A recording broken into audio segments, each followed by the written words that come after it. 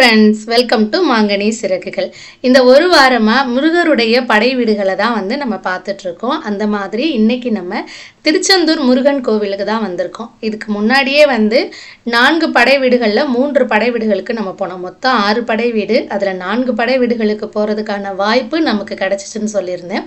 அதில் இன்றைக்கி கடைசியாக திருச்செந்தூர் தான் வந்திருக்கோம். இதுக்கு முன்னாடி உள்ள விலாகில் பழனி, பழமுதிர்ச்சோலை, திருப்பரங்குன்றம், மதுரை மீனாட்சி அம்மன் கோவில், அழகர் கோவில் இது எல்லாமே நம்ம கவர் பண்ணி வீடியோ போஸ்ட் பண்ணியாச்சு. யாராச்சும் அந்த வீடியோஸ் பார்க்கல அப்படின்னா ஐகார்ட்லையும் டிஸ்கிரிப்ஷன் பாக்ஸ்லையும் லிங்க் கொடுக்குறேன், வேணும்னா செக் பண்ணி பாருங்கள். நம்ம திருச்செந்தூருக்கு வந்துட்டு காலையில் இங்கேருந்து கிளம்பி கடலுக்கு போகலாம் அப்படின்னு சொல்லிட்டு கடற்கரைக்கு தான் போயிட்டுருக்கோம். பக்கத்துலேயே ஒரு ரூம் புக் பண்ணிக்கிட்டோம். நைட் நம்ம வரும்போதே ஒரு 2:30 மணிக்கிட்ட இருக்கும்.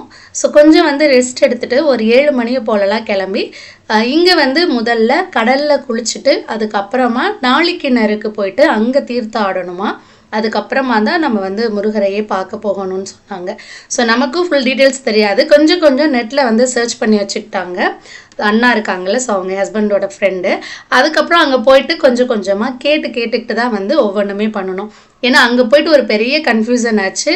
ஃபஸ்ட்டு நாளிக்கிணறுல குளிக்கணுமா அப்படி இல்லை கடலில் குளிக்கணுமா அப்படின்ட்டு. அப்புறமா அங்கே போய் கேட்கும்போது சொன்னாங்க, இல்லை ஃபஸ்ட்டு கடலில் குளிச்சுட்டு அதோடு அப்படியே அந்த ஈர ட்ரெஸ்ஸோடையே போயிட்டு நாளிக்கிணறுலையும் தீர்த்தம் ஆடிட்டு அதுக்கு பிறகு நீங்கள் குளிச்சுட்டு சாமி கும்பிட்றதுக்கு போகலாம் அப்படின்னு. இந்த இடம் பார்த்தீங்கன்னா அன்னதானம் போடுவாங்க அந்த இடத்துல. அதுவும் இப்போ முதியோர்களுக்கும் ஊனமுற்றோர்களுக்கும் தான் இப்போ போடுறாங்க, எல்லாருக்கும் கிடையாது. அதில் போர்டே போட்டிருந்தாங்க. ஸோ இப்படி தான் நம்ம போகணும். இந்த லெஃப்ட் சைடு கியூ நிற்கிது பாருங்கள். இவங்க எல்லாமே காலையில் சீக்கிரமே வந்துட்டு கடலில் தீர்த்தாலாம் ஆடிட்டு கோவிலுக்கு முருகனை தரிசிக்கிறதுக்காக இந்த லெஃப்ட் சைடு க்யூலெல்லாம் நிற்கிறாங்க. அன்னைக்கு வேறு முகூர்த்த நாள், நிறைய கல்யாணம், நிறைய காது குத்து, நிறைய பொண்ணு மாப்பிள்ளைங்க எல்லாரையுமே நாங்கள் பார்த்தோம். போகும்போதே ஃபஸ்ட்டு என்ட்ரன்ஸ்லேயே யானை இருக்குது. ஸோ ஃபஸ்ட்டு யானைக்கிட்ட ஆசீர்வாதம் வாங்கிடலாம் அப்படின்னு சொல்லிட்டு ஃபஸ்ட்டு யானைக்கிட்ட தான் ஆசீர்வாதம் வாங்கினோம். பசங்கள்லாம் கொஞ்சம் பயப்பட்டாங்க. ஆனாலுமே நிறைய குட்டி பசங்கள்லாம் அந்த யானை மேலே தூக்கி வச்சு ஆசீர்வாதமும் யானையும் கொடுத்துச்சு. அப்புறம் பக்கத்துலேயே பார்த்தோம் அப்படின்னா கோபுரத்துலேயே மயில் இருந்துச்சு. ரொம்பவே ஆச்சரியமாகவும் இருந்துச்சு. ஏன்னா அவ்வளோ கூட்டம் இருக்குது கோபுரத்தில், அழகாக அது பாட்டுக்கு தனியாக நின்றுட்டு இருந்துச்சு.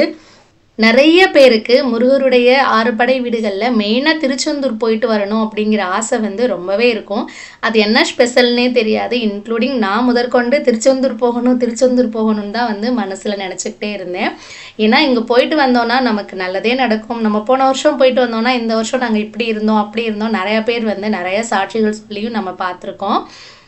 இந்த திருச்செந்தூருக்கு ஒரு ஸ்பெஷல் இருக்குது. என்ன அப்படின்னா முருகருடைய 6 படை வீடுகளில் 2வது படை வீடு தான் இந்த திருச்செந்தூர். 6 படைகளில் 5 படையிலையுமே முருகர் மலை மேலே இருந்து தான் காட்சி தருவார். திருச்செந்தூரில் மட்டும்தான் கடலுக்கு பக்கத்தில் இருக்க கோவில் கடற்கரையில் இருந்து காட்சி தருவார். அதனாலேயே திருச்செந்தூர் ரொம்ப ஸ்பெஷல்னு சொல்கிறாங்க. இங்கே இப்போ எவ்வளோ கூட்டம் இருக்குன்னு பாருங்க. அந்த பக்கம் ஃபுல்லாக கடலில் குளிக்கிறவங்க, இந்த பக்கம் ரோவாக நின்றுட்டு இருந்தாங்கல்ல அவங்க எல்லாருமே கடலில் குளிச்சுட்டு நாளிக்கிணறுல தீர்த்தம் ஆடுறதுக்காக இந்த க்யூவில் நின்றுட்டுருக்காங்க. நிறைய பேர் பசியோடு இருப்பாங்க அப்படின்னா அங்கே போகும்போது பஜ்ஜி, போண்டா, வடை, அப்புறம் காலையிலே நல்லா ஃப்ரெஷ்ஷாக ஃப்ரூட்ஸ், வாட்டர்மெலனு, அப்புறம் பைனாப்பிள் இந்த மாதிரிலாம் நிறைய வித்துட்டு இருந்தாங்க.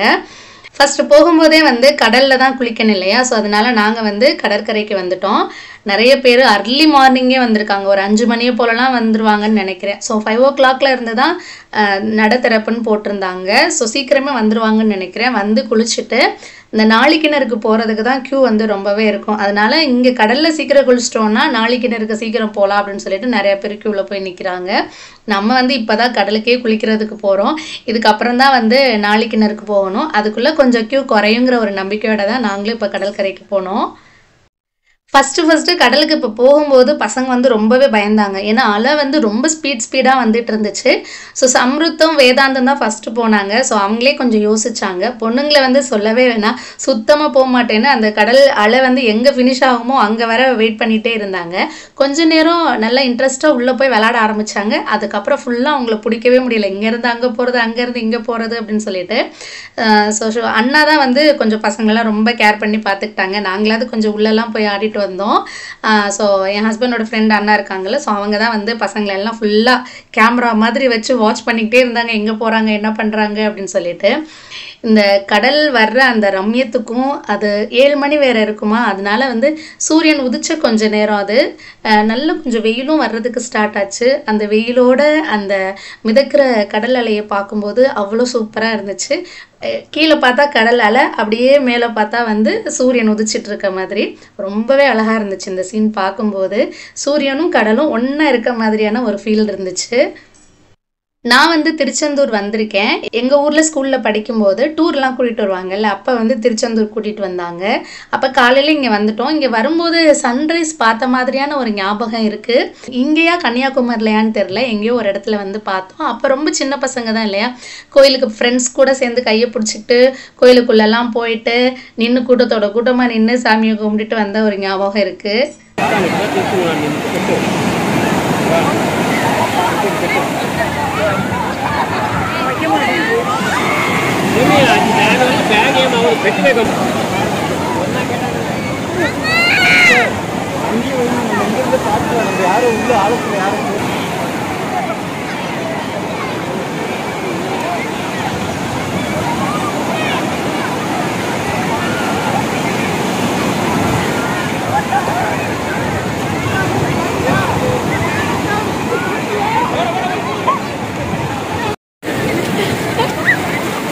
படுத்துக்கிறோங்க சம்ரோத், அதே மாதிரி படுத்துக்கிறோங்க. ஏய் படுத்துக்க அப்படி சம்ரோத். சமீர் சும்மா ஜாயின்.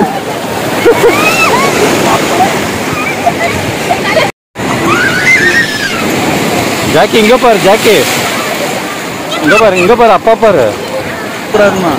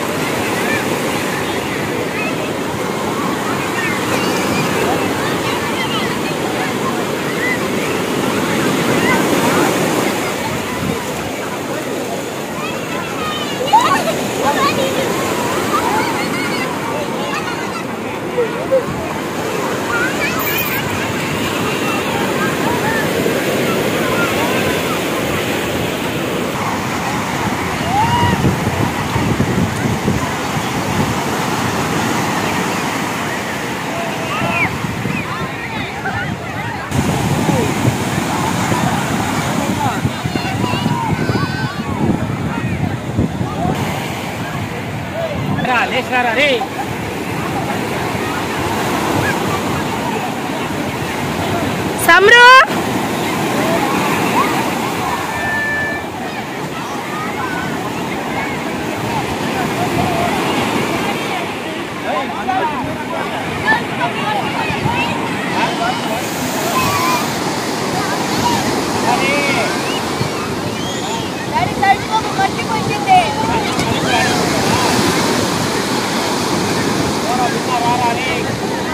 கடல்ல ரொம்ப நேரமா ஆடிட்டோம். டைம் போனதே தெரியல. ஒரு 1.5லேருந்து 1.25 மணி நேரமாவது பசங்க கூட ஆடிட்டே இருந்தாச்சு. ஏன்னா அவங்கள கடல்ல இருந்து கிளப்பி இங்கே கூட்டிட்டு வர்றதுங்கிறது வந்து ரொம்பவே கஷ்டமா போச்சு. சரி வாங்க குளிச்சாச்சுன்னு சொல்லி கூட்டிட்டு வருவோம். திருப்பி எதுனா ஒரு ரீசன், மண்ணு போயிடுச்சு, ட்ரெஸ்ஸுக்குள்ள மண் இருக்கு, காலில் மண் இருக்குது, கையில் மண் இருக்குது, கடைசியாக ஒரு தடவை போய் குளிச்சுட்டு வரோம். இப்படி மாற்றி மாற்றி ஒருத்தராக போயிட்டு வந்துட்டு இருந்தாங்க. ஸோ அதுக்கப்புறமா நம்ம வந்து நாளிக்கிணறுல தீர்த்தாடுறதுக்காக வந்துட்டோம். ஸோ இங்கேருந்து பாருங்கள், இந்த ப்ளூ கலர் ஷீட் போட்டிருக்காங்களே, அது எண்டிங் ஆகிற இடத்துக்கு தான் நம்ம போகணும். அவ்வளோ க்யூ இருக்குது. சொல்லப்போனால் இங்கேயே நாங்கள் வந்து ஒரு 1.5 மணி நேரமாவது வெயிட் பண்ணியிருப்போம். நாங்கள் நினச்சி வந்து அப்பாடா கூட்டம் வந்து குறைஞ்சிருச்சு, க்யூ வந்து சீக்கிரம் மூவ் ஆயிரும், போயிடலாம் அப்படின்னு. ஆனால் க்யூ மூவ் ஆகிறதுக்கு வந்து ரொம்பவே டைம் ஆச்சு. இந்த ரைட் சைடு இருக்காங்கல்ல, ஸோ இந்த பக்கம் ஃபுல்லாக வந்து மொட்டை எடுக்கிற இடம். ஸோ ஃபுல்லாக எல்லாருமே இங்கே தான் இருக்காங்க, முடி எடுக்கிறவங்க எல்லாருமே.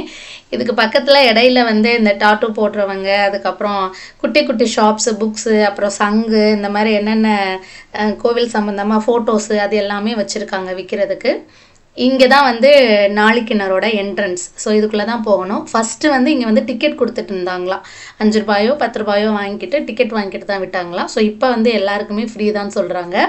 உள்ளே போகும்போதே ஃபஸ்ட்டு வந்து ஒரு விநாயகர் இருக்கார். ஸோ அந்த விநாயகருக்கு எல்லாருமே காணிக்க வச்சுட்டு அங்கே வந்து கற்பூர ஆரத்தி இருக்குது. ஸோ அதை தொட்டு கும்பிட்டுட்டு இப்படி தான் போகணும். ஸ்டெப்பாக தான் இருக்குது. பார்க்கும்போது ஒரு பெரிய தொட்டி மாதிரி இருக்குது. ஸோ அதுக்குள்ளே தான் வந்து இந்த கிணறு இருக்குது. இந்த நாளிக்கிணறுக்கு ஒரு சிறப்பு இருக்குது. என்னென்னா, முருகப்பெருமான் வந்து சூரபத்மனையும் அவரோட சகோதரர்களையும் வதம் செஞ்சது வந்து திருச்செந்தூரில் இந்த இடத்துல தான் சொல்கிறாங்க. வதம் செஞ்சு முடிச்சுட்டு அவர்களுடைய படை வீரர்களோட தங்கி இருக்கும்போது அந்த படை வீரர்களுக்கு வந்து தாகம் எடுத்ததாகவும் அதுக்காக முருகப்பெருமானே இந்த கிணறை வந்து உருவாக்குனாரு அப்படின்னும் சொல்கிறாங்க. இன்னும் கடற்கரையில் நிறைய தீர்த்த கிணறு இருந்திருக்கு. அது எல்லாமே காலப்போக்கில் மூடிருச்சான். அந்த கிணறு இருந்ததுக்கான கல்வெட்டுகளுமே வந்து மறைஞ்சு போச்சுன்னு சொல்கிறாங்க. இந்த தேவர்களுக்கும் அசுரர்களுக்கும் 6 நாள் வந்து கடுமையான போர் நடந்துச்சான். அந்த அசுர படைகள் எல்லாருமே விழுந்த அப்புறமா சூரபத்மன் என்ன பண்ணாரா, அவர் ஒரு மாமரமாக உருவாகிட்டாராம். முருகர் வந்து அவரோட வேல்னால அந்த மாமரத்தை 2ஆ பிளந்தாராம். அந்த மாமரத்தோட ஒரு பகுதி வந்து சேவலாவும் இன்னொன்று வந்து மயிலாவும் மாறுச்சுன்னு சொல்கிறாங்க. இதுக்கப்புறமா தான் முருகன் வந்து சேவல் கொடியோடையும் மயில் வாகனத்தோடையும் காட்சி புரிந்தார்னு சொல்கிறாங்க. இந்த நாளிக்கிணரோட இன்னொரு ஸ்பெஷல் என்னென்னா, கடலுக்கு பக்கத்தில் இருந்தாலுமே இந்த கிணறுல இருந்து வர்ற தண்ணி சுத்தமான தண்ணி, உப்பு கரிக்காத சுத்தமான தண்ணின்னு சொல்கிறாங்க. ஸோ நம்மளுமே வந்து அந்த நாளிக்கிணறுல தீர்த்தம் ஆடிட்டு அதுக்கப்புறம் ரூமுக்கு வந்துட்டோம். அங்கே வந்து 3 பக்கெட்டில் தான் வந்து ஒருத்தர் இருந்துட்டு தண்ணி எடுத்து ஊற்றுவார். நம்ம தலையில் 3 தடவை நம்ம உட்காந்துக்கணும் அந்த இடத்துல.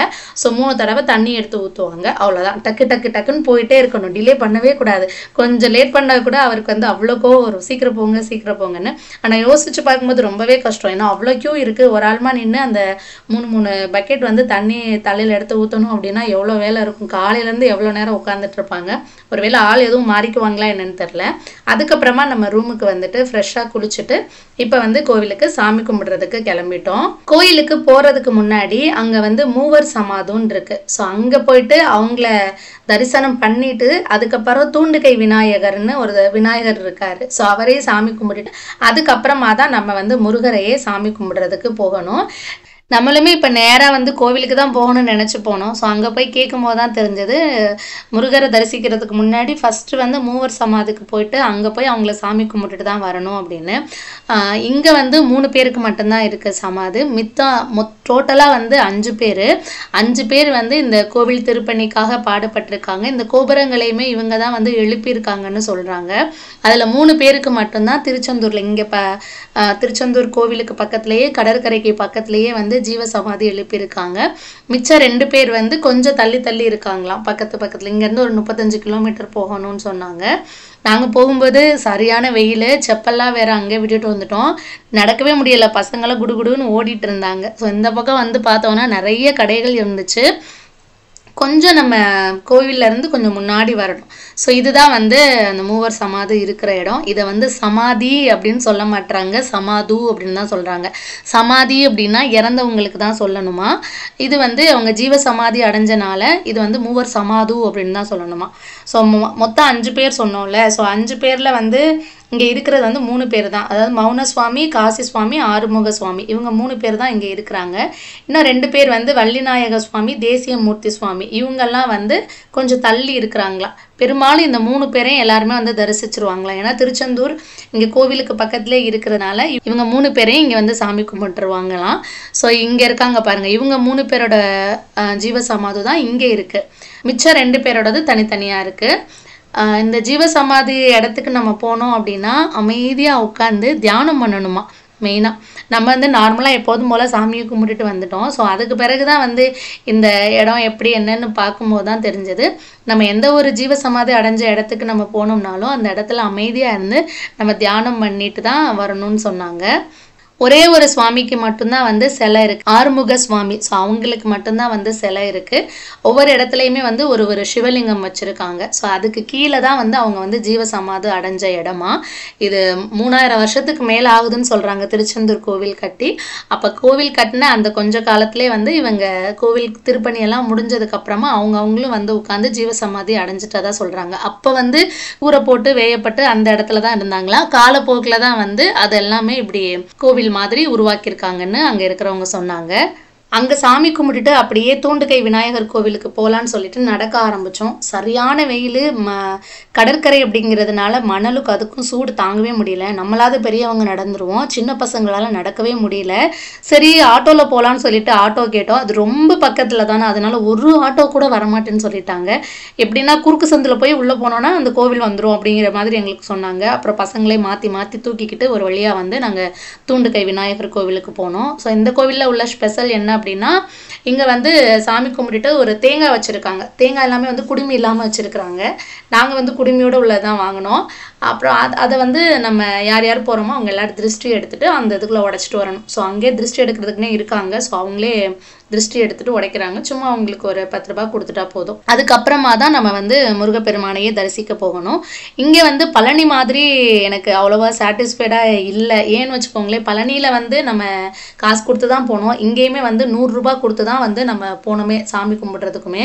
ஆனாலுமே வந்து அர்ஜென்ட்டாக வேகமாக போங்க போங்க அப்படிங்கிற மாதிரி வந்து சொல்லிட்டாங்க. அதுக்கப்புறம் வந்து நிறைய அர்ச்சகர்கள் இருக்காங்க. எங்ககிட்ட வாங்க அப்படின்னு சொல்லிட்டு அந்த அர்ச்சனை பார்க்குற இதுக்கே வந்து நிறைய பேர் போகும்போதே பிடுங்கிட்டு என்ன ராசி என்ன நட்சத்திரம் அதை கேட்டுட்டு உடனே 150 ரூபாய் கொடுங்க, 100 ரூபாய் கொடுங்க இந்த மாதிரி கேட்குறாங்க. சரின்னு கொடுத்துட்டு கோவில் கிட்ட போகும்போது பார்த்தோம்னா அவங்க வந்து கொண்டாங்க அர்ச்சனை பார்த்தீங்களா, அவங்க சொல்கிறாங்க அடுத்த வாட்டி வரும்போது நீங்கள் இங்கே தான் அர்ச்சனை பாருங்கள், எங்ககிட்ட கொடுத்து பாருங்க அப்படின்னு சொல்கிறாங்க. ஸோ அவங்களுக்குள்ளே ஒரு வித காம்படிஷன் இருந்த மாதிரி இருந்துச்சு. அதுக்கப்புறம் நல்லபடியாக சாமியெல்லாம் கும்பிட்டுட்டு உடனே வந்து சாப்பிட்டுட்டு கிளம்புறதுக்கு ஸ்டார்ட் பண்ணிட்டோம். நாங்கள் வந்தது வந்து தூத்துக்குடி வழியாக தான் வந்தோம். வரும்போது பார்த்தீங்கன்னா வயலில் ஃபுல்லாக உப்பு வந்து உருவாக்கிக்கிட்டு இருந்தாங்க. ஸோ இதுதான் ஃபஸ்ட் டைம் நான் பார்த்தது. அங்கங்கே வயல் மாதிரி இருக்குது. நம்ம வயலெல்லாம் எப்படி நாற்று பாவி கருதறுத்து போட்டு வச்சுருப்போம், அந்த மாதிரி உப்பு வந்து அங்கங்கே கொட்டி இருந்துச்சு. அதை எப்படி ஹைஜீனிக்காக உருவாக்குவாங்க அப்படிங்கிறது வந்து தெரியலை. எல்லாருக்குமே ஃபுல் டயர்டு. அதில் சம்ருத் பாவம் ரொம்பவே டயர்டாக இருந்தால் அவனுக்கு சுத்தமாக செட்டே ஆகலை காரில் வந்தது. சரி வர்ற வழியில் வந்து சாப்பாடு எங்கேயாவது நல்லா இருக்குமான்னு பார்ப்போம் அப்படின்னு சொல்லிட்டு வந்தோம். இங்கே ஒரு சங்கீதா வெஜ் உணவகம்னு இருந்துச்சு. ஸோ அங்கே போய் பார்த்தா அது டோட்டலாக வேறு மாதிரி இருந்துச்சு. அதனால் அங்கேருந்து திருப்பி வந்துட்டு கொஞ்சம் தேடணும், ஹோட்டல் கிடைக்கவே இல்லை. சரின்னு நாமக்கலுக்கு போனோம். நாமக்கல்ல போய் கிடைக்குதான்னு பார்ப்போம் அப்படின்னு. ஏன்னா நாங்கள் எல்லாருமே தூங்கிட்டோமா, அதனால டிரைவர் அண்ணாவும் சரி தூங்குறாங்கன்னு விட்டுட்டாரு. டைம் பார்த்தா 10-10:30 கிட்ட ஆயிடுச்சு. எங்கேயுமே சாப்பாடே கிடைக்கல. இட்லி போய் கேட்டோம், இட்லி கூட ஒரு இடத்துலையுமே கிடைக்கல. கொஞ்சம் அப்புறமா அண்ணா தான் ஒவ்வொரு இடமா போய் பார்த்துட்டு வந்தாங்க, எங்கே இருக்குது அப்படின்னு சொல்லிட்டு. அப்புறம் ஒவ்வொரு இடத்துல போவோம், அவ்வளவா இருக்காது, லாஸ்ட் டைம் க்ளோசிங் டைம் அப்படி இப்படின்னு சொல்லிட்டாங்க. அப்புறம் ஃபைனலாக ஒரு இடத்துல வந்து தோசா ஹட்டுன்னு ஒரு இடம் கண்டுபிடிச்சோம். அங்கே போனோன்னா நிறைய வெரைட்டியான தோசை இருந்துச்சு. ரொம்ப லேட்டானனால அது இருந்ததே பெரிய விஷயம். அதுவுமே சொல்லியிருந்தாங்க இன்னும் ஒரு 1/2 hour வர மட்டும்தான் இருப்போம் அப்படின்னு. அதுக்குள்ளே நாங்கள் போயிட்டு உள்ளே எங்கெங்கே இருக்குன்னு செக் பண்ணி பார்த்துட்டு வந்தோம். எங்கேயுமே எதுவுமே கிடைக்கல. ஃபைனலாக இன்னைக்கு இதுதான் அப்படின்னு சொல்லிட்டு இங்கேயுமே வந்துட்டோம். நிறைய வெரைட்டி இருந்துச்சு. நம்ம அன்டைம் ட்ராவல் பண்ணுறதுனால ரொம்ப சிம்பிளான இதுவும் ஒரு 2-3 வெரைட்டி மட்டும் சாப்பிட்டோம். நல்லா இருந்தது. ஒவ்வொன்றும் ஒரு மாதிரி இருந்துச்சு. ஒரு தோசைகள் எல்லாமே நல்லா இருந்துச்சு. சம்ருத் வந்து என்ன தான் வாமிட் எடுத்து என்ன தான் இது பண்ணாலும் அங்கே வரும்போது சீஸ் தோசை வேணும்னு சொல்லிட்டு ஆர்டர் பண்ணிட்டு இருந்தாரு. அப்புறம் வேணாம் உனக்கு செட் ஆகாதுன்னு சொல்லிட்டு நார்மல் தோசை, அப்புறம் பெங்களூர் ஸ்பெஷல் தோசை, அந்த தோசை இந்த தோசை நிறைய தோசை இருந்துச்சு. ஸோ யாருக்கு என்னென்ன தோசை வேணுமோ வாங்கி சாப்பிடுங்கப்பா அப்படின்னு சொல்லிட்டு எல்லாருமே உட்காந்து சாப்பிட்டுட்டு அதுக்கப்புறம் ஸ்ட்ரெயிட்டாக வீட்டுக்கு கிளம்புறதுக்கு ஸ்டார்ட் பண்ணோம். நாங்கள் நினச்சிட்டு இருந்தோம் சரி டைம் இருந்துச்சு அப்படின்னா ராமேஸ்வரம் போயிட்டு வரலாம் அப்படின்னு. ஏன்னா டிரைவர் அண்ணாவுமே அப்படி தான் சொல்லியிருந்தாரு, டைம் இருந்தால் அங்கே போயிட்டு வரலாம் அப்படின்ட்டு.